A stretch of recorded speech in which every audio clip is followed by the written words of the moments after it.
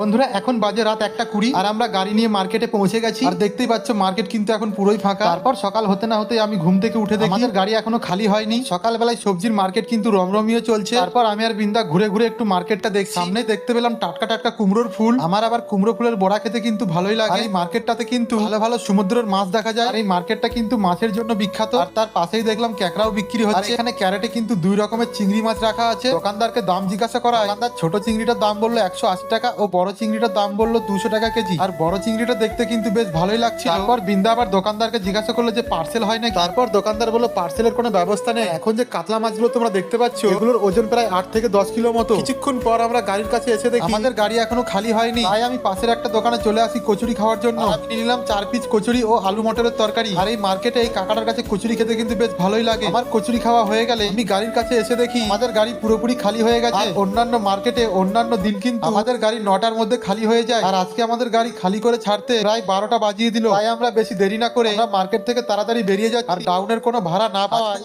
খালি গাড়ি নিয়ে বাড়ি ফিরছি। কিছুক্ষণ গাড়ি চালানোর পর দেখি বিন্দা গাড়ি চালাতে বিস্কুট খাচ্ছে। ওর বিস্কুট খাওয়ার কারণ হলো সকালবেলায় কোনো কিছু টিফিন করেনি। তাই কিছুক্ষণ বসে থাকার পর হঠাৎ দেখি বোলেরো পিকআপ নিয়ে এক বন্ধু আমাদেরকে ডাকছে। বন্ধু নাকি আমাদের ভিডিও প্রতিনিয়ত দেখে। বন্ধু নাকি উড়িষ্যায় প্রায় দিনই সবজি নিয়ে আসে। আমাদের সাথে দেখা করার চেষ্টা করে বাট আমাদেরকে খুঁজে পায়। তারপর বন্ধু আবার আমাদের দাঁড়ানোর জন্য বলল। তারপর আমি আবার বললাম বর্ডার পার করে হোটেলের সামনে দাঁড়াচ্ছি, চলো আমরা আজকে একসাথেই খাওয়া দাওয়া করবো। কিছুক্ষণ পরেই আমরা 2 গাড়ি হোটেলের সামনে এসে দাঁড়ালাম। বিন্দার আসতে একটু দেরি হবে বলে আর বন্ধু দুজন মিলে তাড়াতাড়ি হোটেলে চলে আসলাম। আমার এই বন্ধুর নাম হলো শেখ শাহনাজ হোসেন। টেবিলে বসতে না বসতে আমাদের খাবার চলে আসে। আজকে আমাদের খাবার আছে ভাত, ডাল, আলু ভাজা, সিম আলুর তরকারি ও মাছের মাথা দিয়ে কি করছে জানি না। তারপর আমরা আবার নিয়ে নিলাম 1 পিস করে রুই মাছ। হোটেল মালিক বিন্দাকে খুব ভালোবাসে বলে বিন্দাকে 1 পিস মাছের সাথে আরেক পিস মাছ দিল ফ্রি। আমাদের খাওয়া দাওয়া কমপ্লিট হয়ে গেলে বন্ধুর সাথে একটা সেলফি নিয়ে বন্ধুকে টাটা বাই বাই করে বেরিয়ে গেলাম।